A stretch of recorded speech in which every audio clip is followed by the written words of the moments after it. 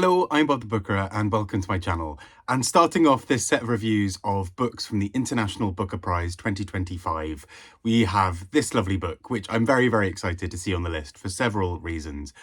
That book being Solenoid by Mircea Cărtărescu and translated by Cotter.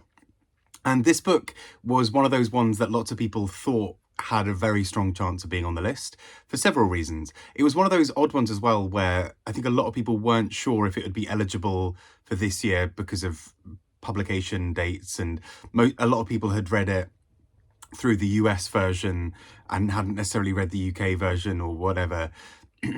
All kinds of things. But all of that is to say, I think this book is an absolutely brilliant part of this long list, and I'm very, very excited to see it here.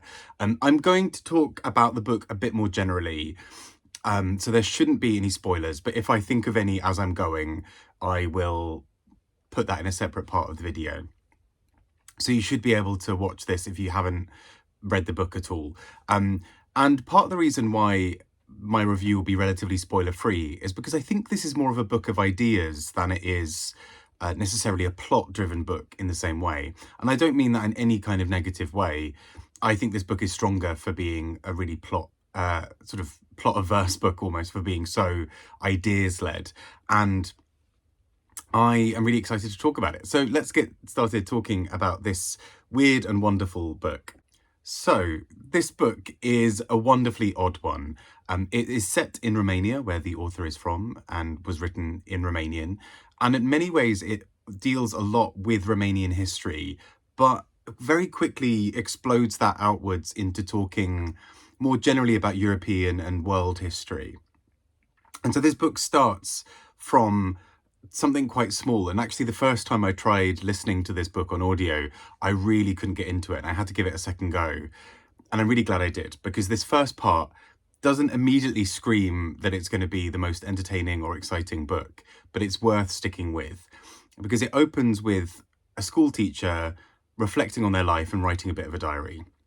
And that's underselling what happens with this, but it's sort of a slow burn where you start to get the idea of what this book might be starting to talk about. And so from that relatively humble beginning of this teacher and their diary, we slowly pick up details, and particularly what starts to happen is this book engages with a much bigger socio-political, philosophical task, and that is to interrogate some of the big questions of history, and particularly history from the last roughly 50 or so years, in some ways looking back even further. And we get historical figures like Nikola Tesla appearing in this book as well. All of which I realise, again, sounds slightly bizarre. Like, what is this? And actually, I think this is where the book is at its strongest, because it starts talking about Romanian history and European history, particularly through the lens of communism, and starts to then interrogate a few other questions. And one that becomes a routine and regular question throughout the book is, if there was something like a burning building, would you save a piece of art that would go on to live for centuries and might inspire others and might be this symbol of things forever? You know, it's this tangible physical object that can survive for hundreds of years. Or do you save a human life?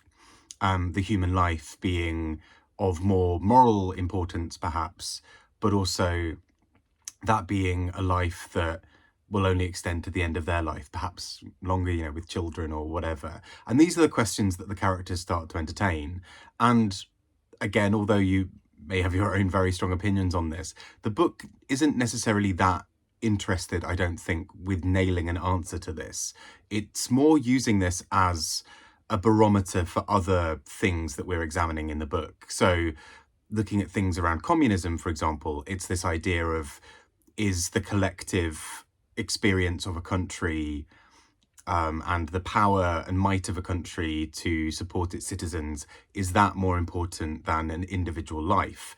As in, is it better to be a sort of humble servant of the state, maybe not having a 10 out of 10 life all the time, but actually being a very solid 8 out of 10 or whatever, and that versus having the freedom to go and do something else, but maybe your life is different to those of others. Maybe some people have it worse because of this. And the book constantly plays with these sorts of ideas. And again, I don't think particularly settles on any one major answer. I think it's a book that just wants to engage with ideas. And it often does these in really interesting and playful and oddball ways.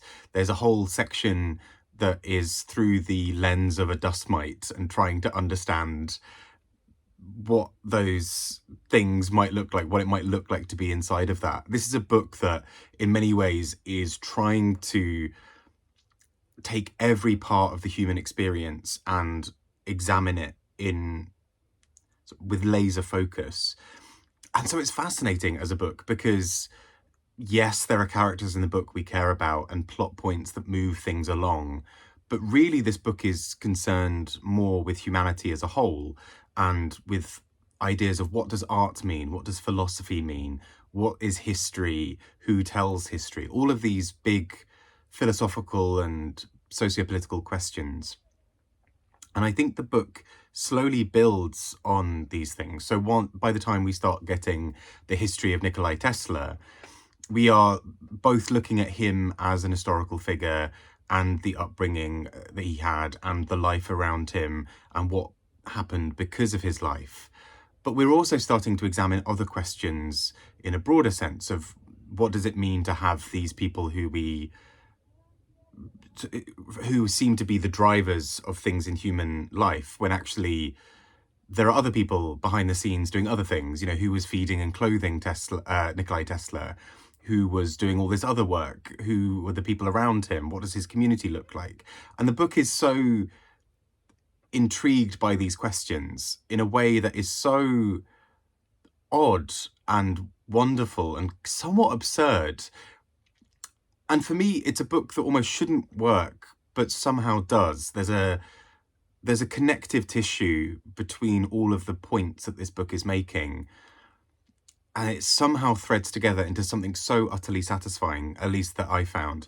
In many ways, it reminds me a lot of the non-fiction book Question 7 by Richard Flanagan, which I read recently and adored. And for both books, I think, they blur the lines between fiction and non-fiction anyway, and play around with the middle ground between those, of what does it look like to tell a big historical epic through individual microcosm lives, and what does it also look like when history is both bigger and smaller than those things, but also the small change of something, butterfly effect style, can affect the entire course of history. And so this book, Solenoid, is really intrigued by playing around with these in the same way that I think Question 7 is.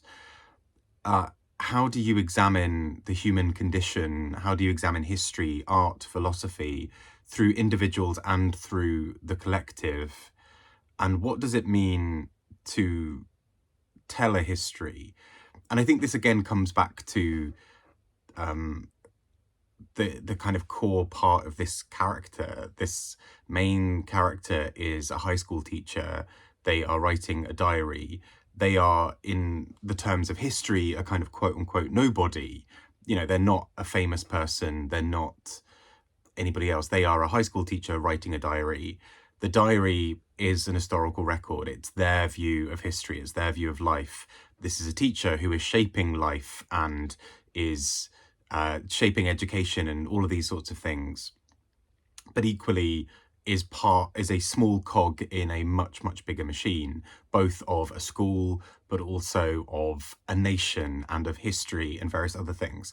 And so I think the book is really at its best when it explores these questions through so many interesting things. And again, I don't think the book really is that invested in settling on a final answer. I think the joy of this book is playing around in the questions, and that is what I think is so brilliant about this book. I found it so utterly captivating, and given that it's a longer book, it's sort of, I think, 600-700 pages or so, and I remember the audiobook when I was listening to it was something like 20 something hours, and it's weird, the sort of hypnotic way that this book burrows its way into your thoughts and your experience of reading it, where all of these points individually should be relatively dull. We shouldn't necessarily be that intrigued by some of these questions or some of the mundanities of life that appear in this book. But the book is so interested in mundanity and in finding the ways to explore the profundity of that. The profundity of the mundanity. I don't know if that sounds like a very clunky phrase, but it's so intrigued by that. And I found it so fascinating. But also it's such a hard book to put your finger on about what it is that you've just read. But yeah, I really enjoyed this, as you can probably tell. I think this is such a solid pick from the judges, and I'm really glad to see that this book will get a bit of extra love.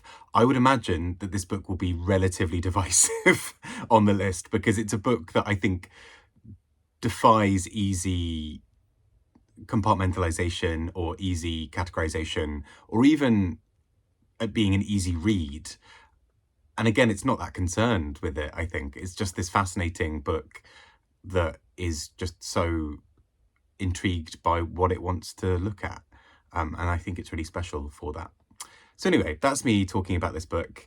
I hope you've really enjoyed it. I'd love to hear comments and thoughts below, particularly because I think it's a book that can have so many readings and really pushes against the edges of what literature can often look like. So yeah, I'd love to hear people's thoughts. Thank you again, take care, and I shall speak to you all soon. Bye-bye.